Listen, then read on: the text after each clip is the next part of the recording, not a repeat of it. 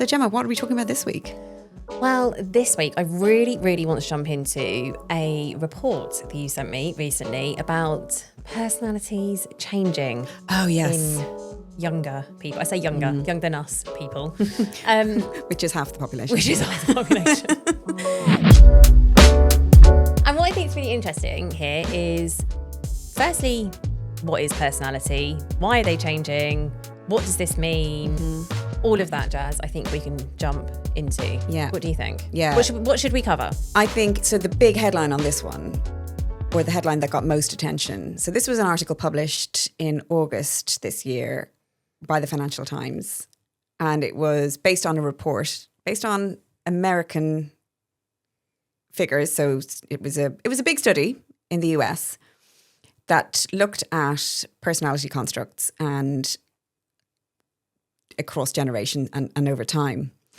And in the report, it showed that conscientiousness, the personality trait conscientiousness in particular, was in decline in younger people. So I think that's quite an interesting, and it went viral because people are really interested in that. Why is that happening? So let's look at what is conscientiousness first and foremost. It's a big mouthful of a word.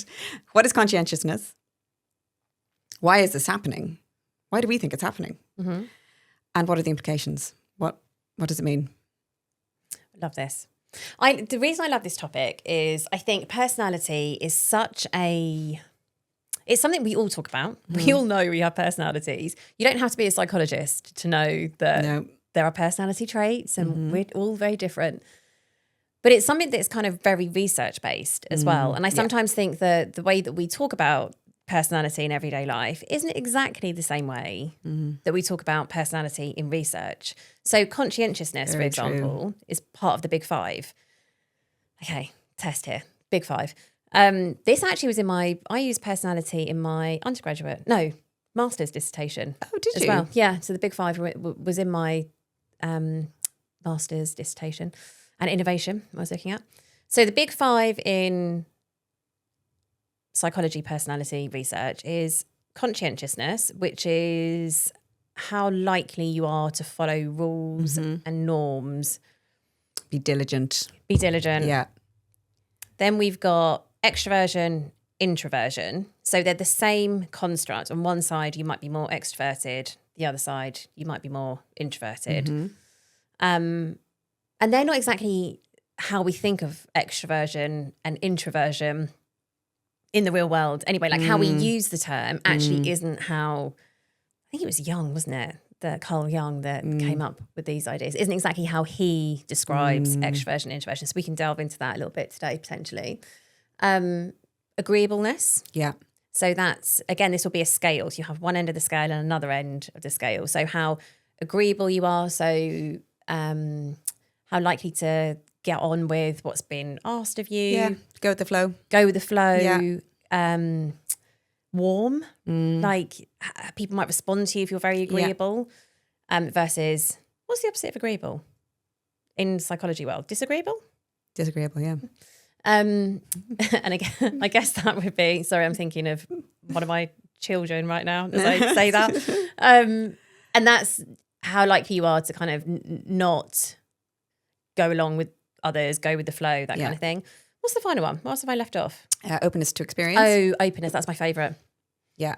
I know you shouldn't have a favourite personality trait, but openness to experience actually is mine. And don't forget my personal favourite, neuroticism.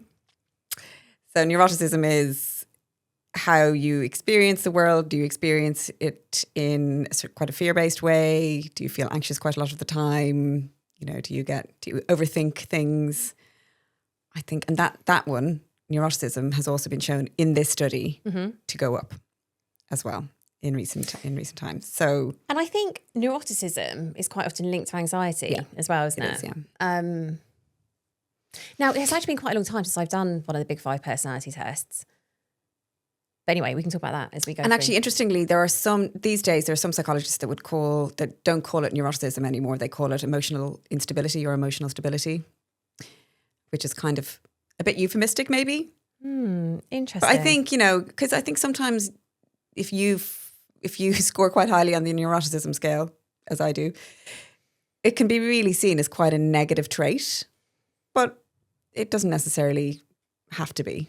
I think you're perceived as a worrier if you have that. And maybe you are. It doesn't necessarily mean you're not functioning in life. Exactly. And also, you've talked about this loads in other work that you've done around worrying can actually be good for you. Like there's a reason that we've evolved to worry. Yeah. It's about how you manage that and use that information. And how you respond to it. Yeah, definitely. We should probably also mention here before we jump into this as well that there are two big schools of thought when it comes to personality in the psychology world. So you've got your trait-based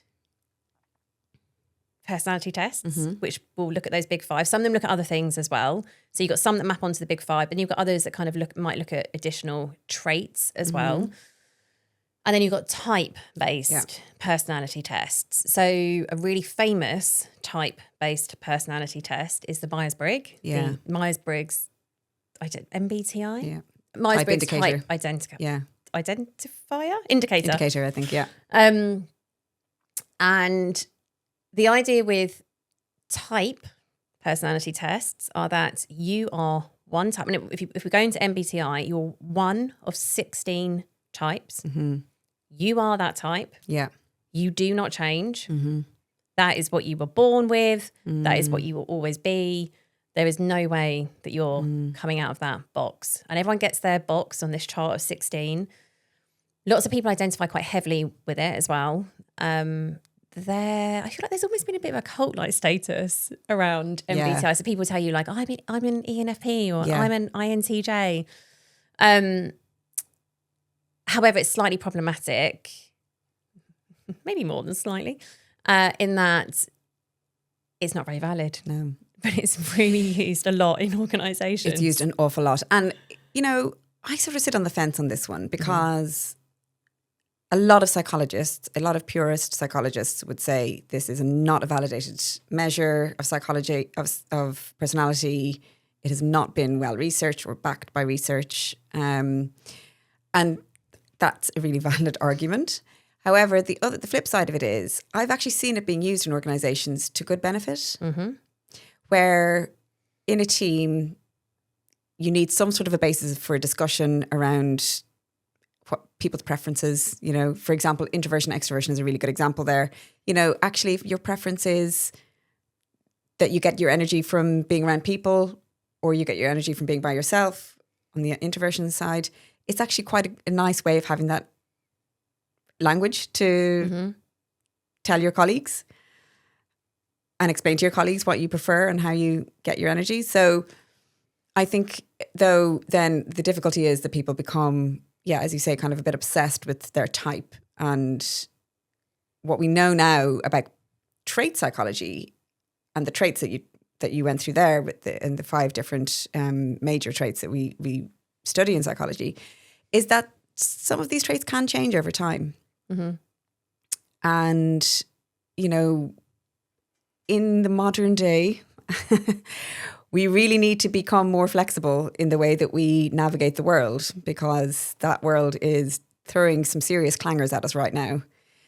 So I think it's quite healthy to believe and know that we can change and our personalities are and can be somewhat plastic. Obviously, there are certain things and certain traits that are quite fixed. But there are some things that can change. And I think that's actually quite a liberating thought. I think so as well. And I do think some things are fixed, but that's very individual. So it's not like I look at this and think, extroversion will always be fixed. Like you're an extrovert or an introvert, that's it. That's the part of personality that's always fixed. I don't think it's that. I think it's that for some people, you might have a very strong preference for conscientiousness or extroversion or agreeableness. And that might be fixed for you over life, but it's not like that one type of personality is fixed. It's all about you as an individual. You might find that you don't change much over your life. I find type personality quite tricky to navigate. I'm actually not so, I probably shouldn't say this because it's not really very rational what I'm about to say. That's okay. We're all friends here. I don't have too much of a problem with MBTI. I don't use it in my work. I am trained in it, actually. I can use it. So I have used it in the past. Because some organisations that I've worked for, that's what you have to use. Yeah. There are others that I really, really, really struggle with. Yeah, me too. Like Insights. Where you're a colour. So you're a red, you're a blue, you're a green, you're a yellow, I guess. And that I can't work with it. Like I've never used that in my practice. But I feel a bit like a hypocrite saying that, because the things that I find really problematic with that particular tool are the same things I find problematic with the MBTI. Maybe it's that the MBTI has more boxes you can be part of. Maybe the branding's better. The branding, I mean, this is insane. Like, this the backstory's nicer. It's a mother and daughter who came up with it, wasn't it? Yeah, it was like post-war, wasn't it? Either post-war, pre-war, World War. It was a mother and a daughter that started this, and it took off. I mean, there's all sorts of things that can influence your feelings about these things. 100%. And I also feel a little bit like MBTI kind of reminds me a little bit of star signs as well. And I quite like a star sign. Oh, yes. Well, I've heard that a lot. Like psychologists would say, it's basically no better than a star sign, than a horoscope. And MBTI, really. Which is challenging. But to your point, if people are finding use out of this... It's the same thing with horoscopes. And same thing with horoscopes. If you find it useful or reassuring in your life to read your horoscope, it's actually not doing you any harm. I totally agreed. But the funny thing is, we're actually not going to talk about that type of personality test. We're getting completely and utterly sidelined. So let's... But I like the background. Yeah. So we're talking about the big five. So we're not talking Safari big five here. We're talking personality big five. Not yet. Maybe the next series. Maybe next time we'll go into We'll be on Safari. Yeah. We're talking about the actual personality big five. So I think some of the language around the big five is challenging. Like agreeableness is like you're agreeable, disagreeable. Yeah. I mean... You know, in what world is getting a disagreeable result in a personality test? Like, in what world are you going to be able to spin that in a positive way? Because you can remember a lot of this stuff's used in businesses and organisations as well. So I find some of this a little bit, and also, are there really only 5 major things in terms of personality? I find that quite challenging. Yeah. However, when it comes to research like this that we're talking about, at least it gives us something to work with when we look at personalities in general and mapping what might be changing, developing. Yes. You know, and we've got so much research on the big five that goes back like so far. That's why it's quite powerful, because there is a lot of actually good research on it. And we can make comparisons. So we can look at today versus 50 years ago, because we have that research. Whereas, you know, a lot of stuff in psychology, we don't. Yeah. So I think that's something to be mindful of and perhaps positive about. True. So let's jump into this, you know, conscientiousness, conscientiousness, how many times will we say that this episode? What it actually is. So it's diligence. So doing a good job? Is it attention to detail? I think it can be. It's doing what's expected of you. Okay. Isn't it? It's doing what you think is expected of you, trying to tick the boxes, following rules. Is it pro-social? It can be, yeah, I think so. It's usually associated with being good in life, being good at life. So there's lots of research. You talk about the research. There's a lot of research that links it, and they talk about this in the article, that links it to positive outcomes in life, like better relationships, some greater success at school and in college. I mean, surprise, surprise. Success at work. So it's, as a personality trait, it's probably one you want, because it means that you are, you know, the research says, or the research thus far has said, that it is linked to all the good stuff in life. And that, you know, as I said, surprise, surprise, that makes a lot of sense. If you're somebody who follows rules and is diligent, you're going to knuckle down, you're going to work hard, you're going to follow your goals, you're going to, you know, you're probably going to reach the outcomes that you're looking for. I find this really challenging. I find this quite problematic. Yeah. And I know you probably do as well. I think we're probably quite aligned on this. Because, yes, in theory. So what's the opposite? So the opposite is that you're low on conscientiousness, which means that you challenge the status quo. Yeah. You don't necessarily follow the rules that everyone else does. Yeah. You might not be afraid to speak up when you see things differently. You might have new ideas that you're willing to share with others.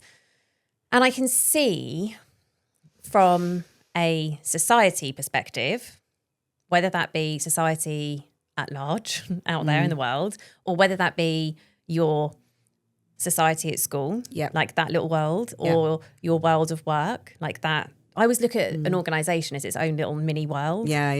And we've got loads of those in our lives. We'll have clubs that we're part of, or school, or work, or I can see how not being conscientiousness can be a problem because you're not following the rules that everyone else is. I can see how it would rock the boat. I can see how it could be quite annoying potentially for the system as a whole. I can see how it could be disruptive. I don't always think it's wrong. You know, this I grapple with a little bit because I feel like, you know, if we're all just marching around in life doing our own thing, no regard for others, no regard for the law, like obviously it's going to be chaos. And that's not really a world I want to live in all fairness. However, I feel like if we, not as an individual, but as a collective, if everyone is too conscientious, nothing's going to change. No one's going to challenge the status quo. So it's a really, and also, you know, the studies that, this is nothing, oh my goodness, I've delved into this so much in my work in terms of like what we see from research. And obviously the stuff we talk about is research-based. And I think it's important we use that where we have it. However, there are biases. There are, you know, a lot of studies take place and they're designed in a way that follow on from previous studies. That's how research works. You know, when I was doing my doctorate, you research a teeny tiny piece of a concept or an idea. Teeny tiny. And the idea is you're pushing that boundary of research further. But we're talking like potentially like millimeters outside of what we already know. And I found that really hard because a lot of my research was based on previous research. But I'm like, well, how do I know the previous research was valid, done really well?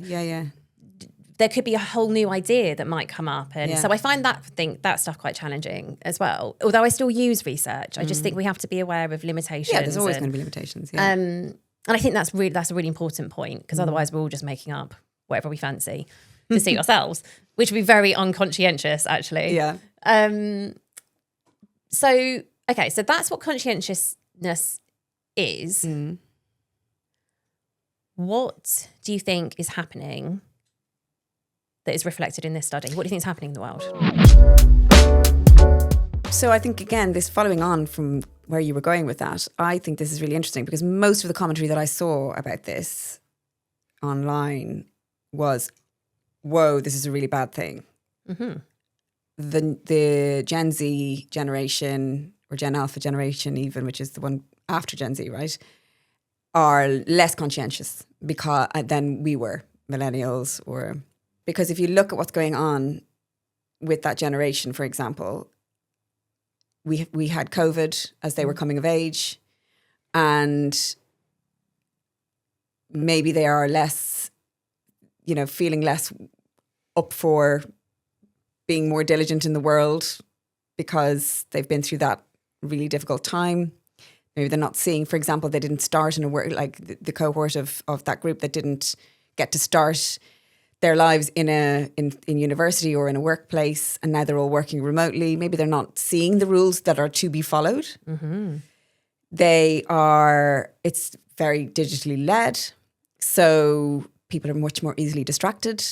This is the narrative that is in part of this argument. You know, there's a huge worry about the impact of smartphones and social media on our levels of conscientiousness. And I see that. Like, I consider myself to be a reasonably conscientious person, but I can also find myself doom scrolling for an hour and realizing, oh, right, that was not a very diligent use of that hour. So it gets us all, doesn't it? Yeah. So there's a real worry for people coming, you know, growing up into the age of, you know, being a digital native and only having screens to do their work on and not being able to focus. That's something I really worry about for my own kids, I have to say. And so I can understand that argument. But there is a flip side to the argument that you could look at it and say, maybe this generation are saying, enough. I'm not following these rules. I don't agree to being part of organizations that are unethical. Mm-hmm. I don't agree to being in this, or I'm not going to be diligent in a society that is run by people that are running some of our societies right now. And you're right, it doesn't necessarily mean that they have to be causing total anarchy, but actually if they are rethinking the norm for us, that's a really bloody good thing. So I wouldn't be too... My initial, when I saw it at first, the clickbait of it made me think, whoa, this is worrying. I'm worried that, the younger generation are less conscientious than we were. But now that I look at it, and now that I've kind of uncovered it a bit, I think, actually, do you know what? This might not be such a bad thing. We need people now to be more entrepreneurial in the way they think. Mm-hmm. So I have a whole course on this on LinkedIn, actually, which is all about, because I've studied entrepreneurial thinking throughout my career. And this isn't just entrepreneurialism in the pure sense of the word. When you think of it, if you think of an entrepreneur, you think of somebody who started a business. And of course, that is what an entrepreneur is. But I look at it more broadly and think of it as an entrepreneurial thinker is somebody who can find motivation, not just necessarily from financial gain, who can find motivation in the intrinsic reward of doing a great piece of work, who can challenge and disrupt the norm, which is what we need as well. Who find, unique ways of thinking about the vision for the future. Think about things not just as it should be, but maybe as it could be. There's loads of different aspects of an entrepreneurial mindset that actually is a lot to do with not necessarily being conscientious. It's not necessarily going completely, as I said, off the rails, but it is actually just about thinking differently about how we live our lives. So yeah, it does strike me that actually we need more people thinking this way. So where do you land on that? Because if it was your kids who were scoring really low on conscientiousness, how would you feel? But I think they probably do, to be fair. This is one of my issues at home, Erin. Yeah. No, I don't think they do. I think they've got very different personalities, my two girls. One I'd say is probably very conscientious, and the other would definitely fall into this category of being lower on the conscientious side. And it's interesting because what would I want for them as they get older? And I feel like maybe every generation thinks the generation behind them is less conscientious. Yes.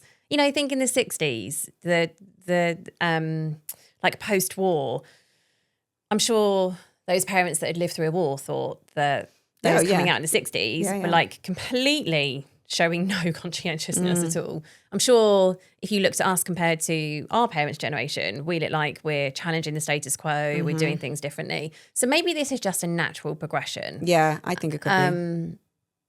Or maybe it's speeding up now. And if it is speeding up now, I think there's probably a good reason. Like, we're navigating so much change in the world, so much complexity, so much in terms of new technology that we're kind of forced into thinking about things in new and different ways and challenging the status quo. That's kind of becoming our norm. Yeah.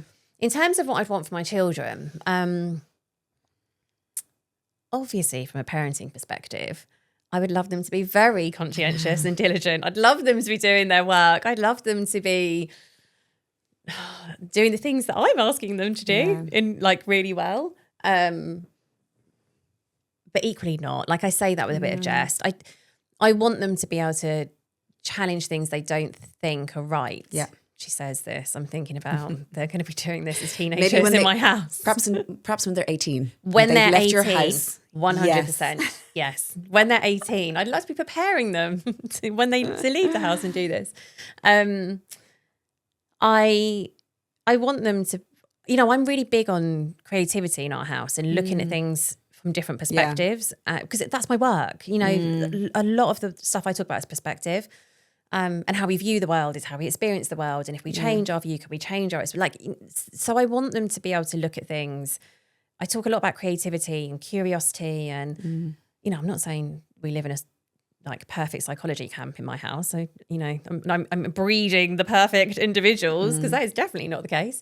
But I imagine that maybe we are becoming less conscientious. And actually, I think about myself in the workplace, in a few contexts, firstly, entering the workplace after university. Well, it could be school, but I'm just thinking about my experience here.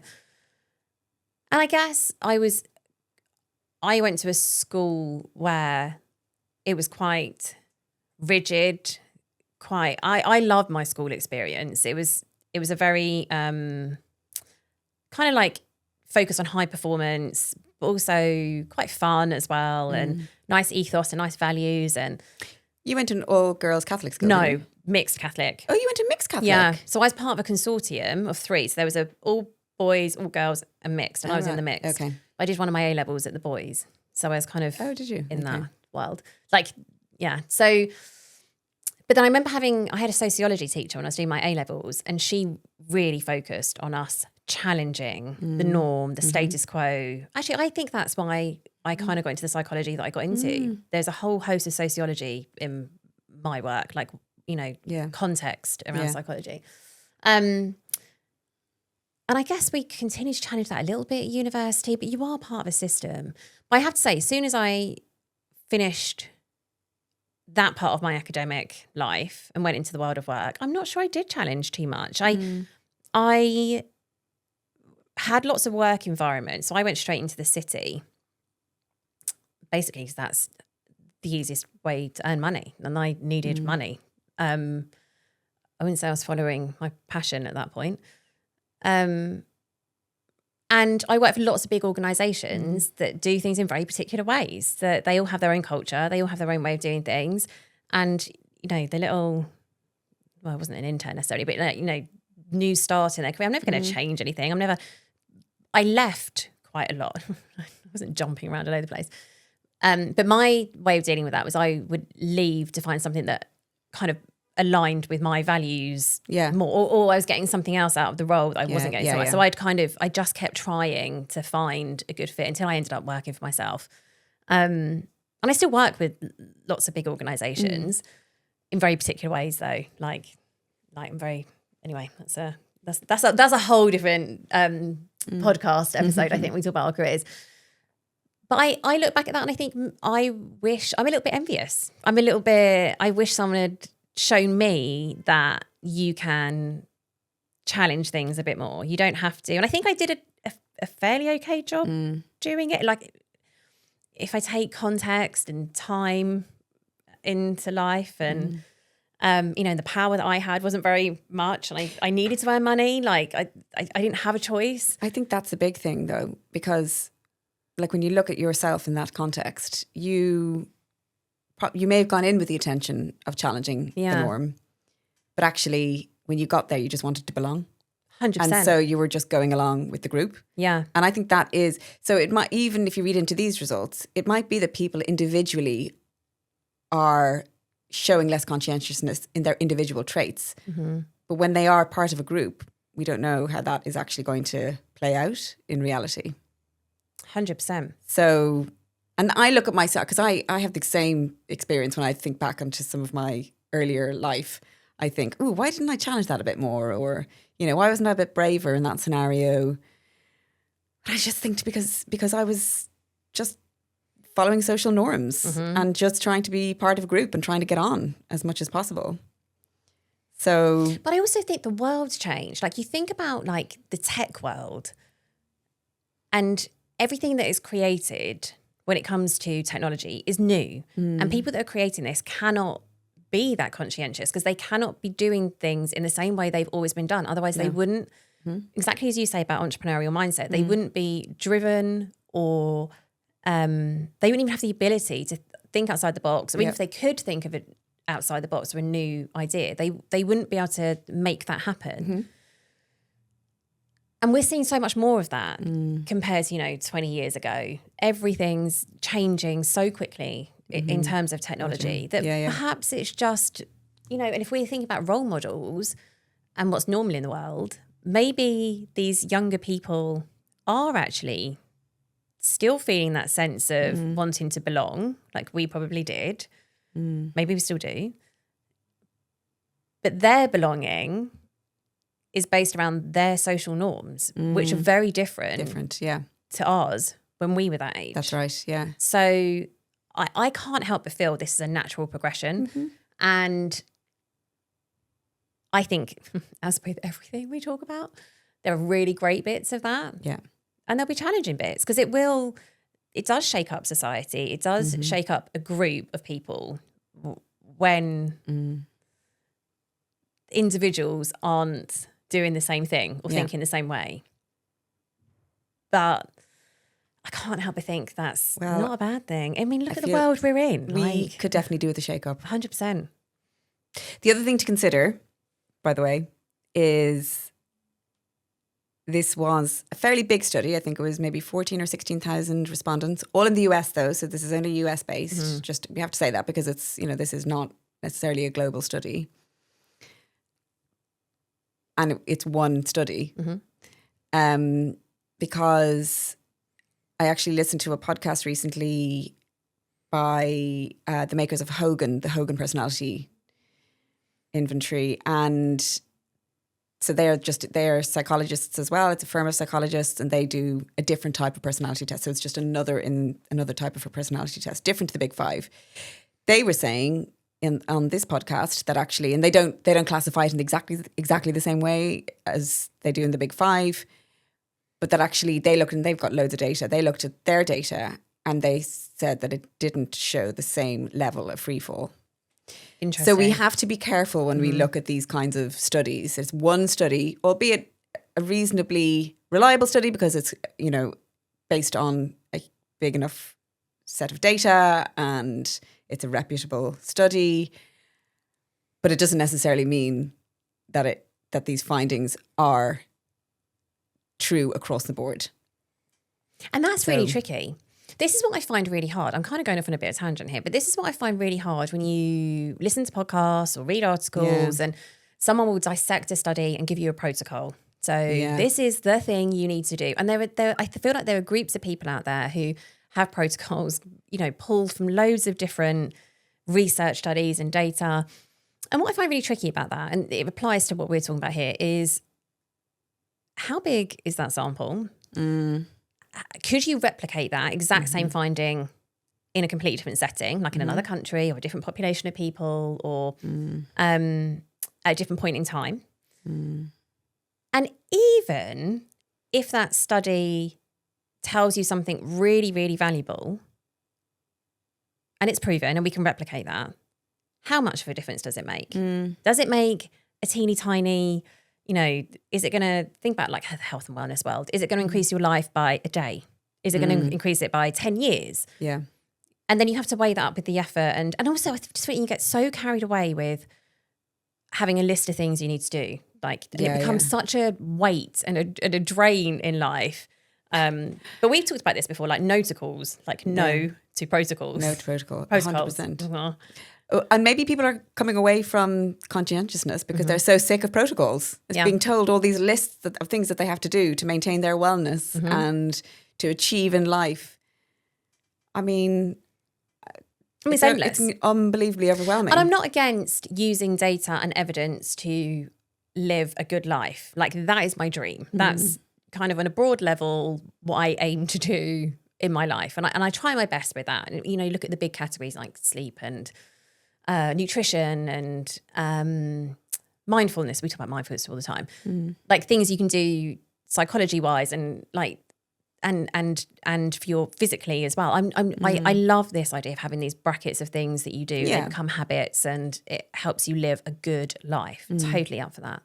I find it hard when it gets quite restrictive and very specific. Like I have to do this. If I don't do this one specific thing at this time of day, that I failed or something bad's going to happen. And you're right. Like maybe this is playing into conscientiousness now. Like maybe people are looking at, maybe younger people in particular, maybe we can learn something here. Yeah. Like create how you want life to be. Okay. So I feel like we've got a good sense of what's happening, why it's happening. Is it even happening? I think we can probably say, like, anecdotally, it makes sense that maybe it is happening. But does it matter? Is it a problem? As humans, aren't we supposed to adapt to our environment? Yeah. Isn't that survival? Isn't that what we're... Absolutely. Isn't that effective? Plus, I think you can apply conscientiousness in different stages or in different contexts in your life as well. So it's possible that you're probably a bit more conscientious when you're quite young. Then you start going into your teenage years and you start breaking rules to test boundaries. And then you probably get into your 20s and you start to realize, oh, right, okay, I better, start applying a bit more conscientiousness here if I want to actually, get a mortgage or find a partner or whatever it might be. So exactly that. I think it's actually a good thing to see that conscientiousness can go up and down. It's a good thing to see that neuroticism could go up and down. I mean, it does worry me that in this study, it shows that neuroticism is going up, because I do think that is an indication of people feeling more anxious. Which I think is probably something, again, anecdotally, I can imagine. Think about, especially if we talk about a younger generation, think of what they've lived through in terms of COVID, the amount of changes in the world. Yeah. Like, social anxiety is real in that generation. Yeah.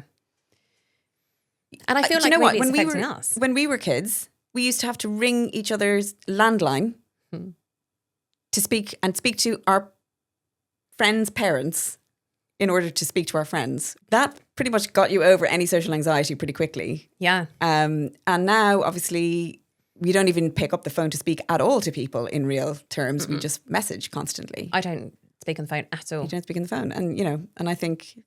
Anyway, I think maybe this is another episode. We put a pin in that one. I love how we come up about 15 different episodes each episode. We're keeping a pin in all of these things. Yeah, hopefully someone is somewhere. So what do we think? Good, bad, blurry? So good, I think, is definitely this thing around, actually, we do need that generation to start challenging the norm. We do. We don't need anarchy, but we do need, we might need anarchy at some point, but we don't, we do need to revolutionize the way we do a lot of things, whether that's the world of work. Clearly, there's lots of things about the world of work that are not working anymore. Or whether it's society as a whole, whether it's, I still believe in democracy, but that we have some serious thinking to do about how we are running our countries right now and how the world is continuing to be. So we need some seriously good thinking on that, and new and innovative thinking on that. So I think that's the good side of this. The bad is, of course, if people are being, if that theory is true about being distracted by mobile phones, and even the way I called it a mobile phone there. Is that really old-fashioned? I don't know. What would you say? Devices? Yeah, smartphone or devices. Screens? Smartphone. Okay. Screens.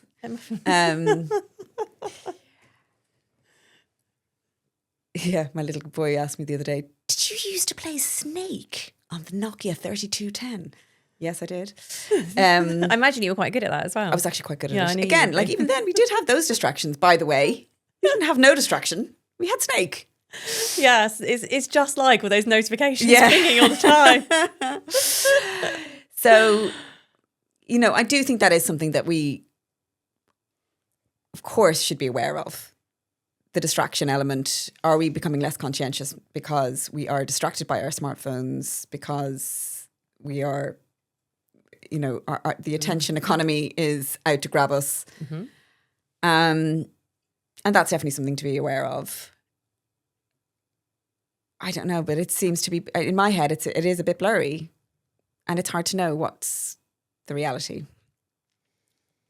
I agree. I think I like the idea that personality can change. Yeah, I am agree. on board with that. I like the idea that Oh, we didn't even talk about. Remember, I was telling you about the book where a journalist who writes for The Atlantic. Oh, yes. It's really terrible. I can't remember. I remember this, Olga. Yeah, I've forgotten her changed. surname, but yes. Looked at ways to change her personality because she wasn't happy in life. I'm not sure it matches completely how we would talk about personality, if that makes sense. I felt like it was a bit more behavior based than so behaviors like personality is like how you think, how you process, how you interact, your belief, your values, like everything kind of mixed together. And then your behaviors, how you behave and interact, actions you take, will be based on that. Yeah. So it's really important to distinguish between behaviors you can see and personality. Now, behaviors will show you quite often someone's personality. Yeah. But they're not the whole thing. No, but you can behave in a certain way that is counter actually to your natural preference for personality or your natural traits. Yeah, because if you go into you go into a workplace and you're told you need to project manage this, you know the behaviors that you need to carry out in order to do the project. But your personality may not be conscientious. No, exactly. For example. Yeah. And there was lots of stuff in there as well. It was really interesting around neuroticism and changing that, which I think is like such great advice for where we are in the world. Like we say, anxiety is on the rise. So I agree. In the last time I did a Big 5 personality test, I think I was probably quite high in neuroticism. Probably not that high in conscientiousness, I'd imagine. So I like the idea that we can, with knowledge, which is a lot of what we talk about, is like actually just gaining knowledge that we can then apply how we want to, that with knowledge we can perhaps change parts of our personality if we want to, if that's helpful, if that's useful for us. I do worry a little bit about, and again, it's something we talk about in a lot of different contexts. I do worry about the rise of individualism. I'm not saying I think everything should be collective and for the group, but I do think there's a balance between looking after ourselves versus looking after other people, and being part of a society. And thinking about how that whole society functions. Well, not least because being pro-social is linked very strongly to well-being. Yeah. So, if, in order to improve your well-being, one of the most important things you can do is actually be connected to a group, collaborating with and working towards meaningful goals together. It's not necessarily just about having good mates. It's also about literally working together on something meaningful. That is the thing that really links to well-being. So I would worry, again, we don't know the ins and outs of this study or the exact thing it's showing, but the only worry it gives me is, are we going to lose some of that pro-social behaviour? Yeah. Don't know the answer to that. Spoiler alert. I think there's always going to be, the whole thing is really blurry. I feel like this is perhaps a little bit more blurry than some of the other things that we talk about. Yeah. In that we don't know exactly what the study's saying. We don't know exactly what's happening. We don't know exactly if these changes are happening, why they're happening. Can they be replicated? Like, there's so many things we don't know. But like everything, I think it's having these conversations, understanding this could be going on, and having conversations like, other people hearing about this, having conversations with their friends or their family or their children, or I think that can only help us. I think it can only help us make sense of what could be happening in the world. But I think it's interesting. I think it's interesting that, a big headline like that has gone viral. And it's to do with psychology. I mean, it is really interesting. It's that psychology in everyday life. Yeah. How do we make sense of that? I think it's really hit a chord for people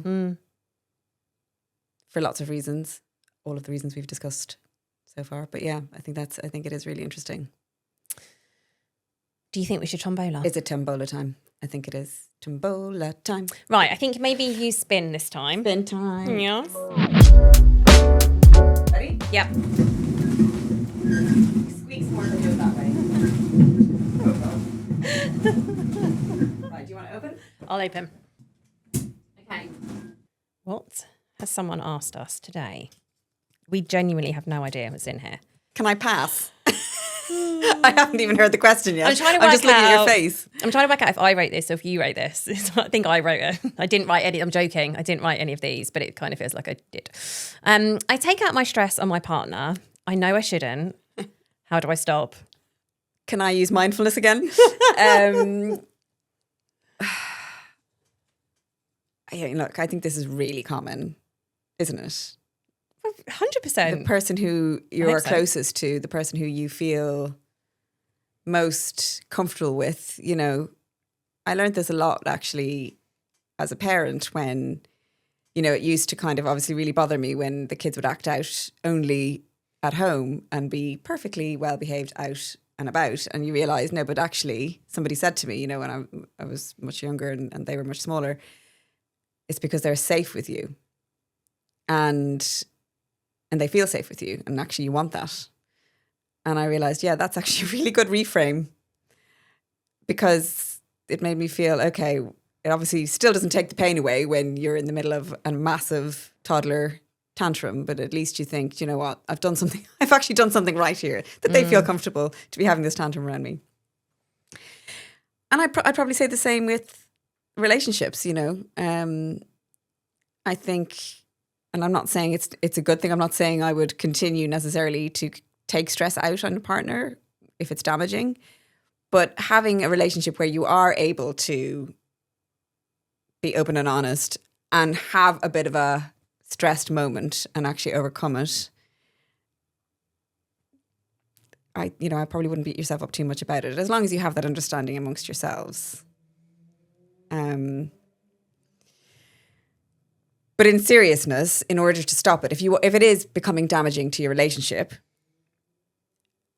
I do think mindfulness might be the answer, because, you know, when you find yourself in that situation where you know you are going to get home after maybe a stressful day at work, or maybe, you know, sometimes it can be the kids that drive you to taking stresses out on your partner. And or I know what I do is, if the house is a mess, that's when and to be fair to me, it's never me who makes the mess. But anyway, we'll come back to that. That needs to be another podcast episode. Yeah. Who makes the mess? Yeah. I make mess in other ways, but not in a actual, like, making the house messy. I have I create chaos in the mind. But I do think, you know, if it's a relationship you want to protect and you want to sustain, you do have to learn tips and tricks that'll help you to just in that moment take a deep breath, check in with what's important. This is something, obviously, I'm blue in the face, or you're probably blue in the face listening to me talking about this. But checking in with what's important at that moment, you know, it does. You just kind of say to yourself, right, I can feel that there's anger here, but what's important here, this relationship is important to me. And if I start taking this out on this person, it's not going to reflect well for me. It's not going to end well.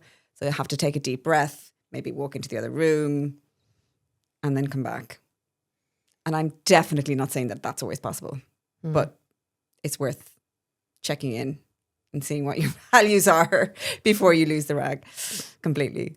I think that's really good advice to go back to your like, what do you value? Like, if you value a strong relationship where you can be honest and you can work together, then it kind of doesn't make sense to always be taking out on the other person. Yeah. I'm not saying we all do this, like at one point or another, but it kind of doesn't make sense to be doing it all the time if that isn't really what you truly value in life. So I think taking that moment to stop and pause and be like, right, what is actually important here? Is going nuts about the fact the house is a mess more important, or is it that actually we can talk about it later, but we have a nice evening with the kids? Or so I do think but it does require pausing, which I'm not always great at. I have to say, I'm quite a fiery. I'm kind of okay. I'm kind of okay till I'm not. Which is basically my way of saying it's not really my fault, because if you push me that far, then totally. So be it. On your head, be it. No, I'm not. I'm joking about that. I think I am. We'll think about that later. That's blurry. Yeah, that's blurry. But I do think that's great advice. I think the person asking the question is really good. Like, because it's very easy to keep taking your stresses out on someone else and not realize you're doing it. So I think the first step, actually, this person's already made that first step. Point. They've realized. That's true. Yeah. Which I don't always do. Sometimes I'm a bit snappy and it'll only be later. My Jake might point that out to me. So I'm like, well, normally it starts with me being like, I really don't think that's the case. But with some reflection, it normally is. I think that, exactly as you say, there's a certain element of this which is normal for all of us. I'm not saying it's right. It's not. We've probably all been on the receiving end of this as well. So it's not nice when the receiving end of it. It's also not really nice when you know it's you that's always taking your stress out. I think the first step is being aware of it. So how do you become aware of something? I guess take this moment now to think about, do I do that? Like, honestly, to think about it on your own. Do I do that? Maybe ask the other person for their opinion. They'll probably make you aware as well. They'll probably make you aware. If it gets to a really bad point, it will. But sometimes it goes too far. And by the time you realise... Yeah, you push them away a bit or something. You push them away. So it's... I guess you need to both... You talk about this a lot, as well, psychological safety. And I know we talk about it in a workplace context, but I think maybe it applies here in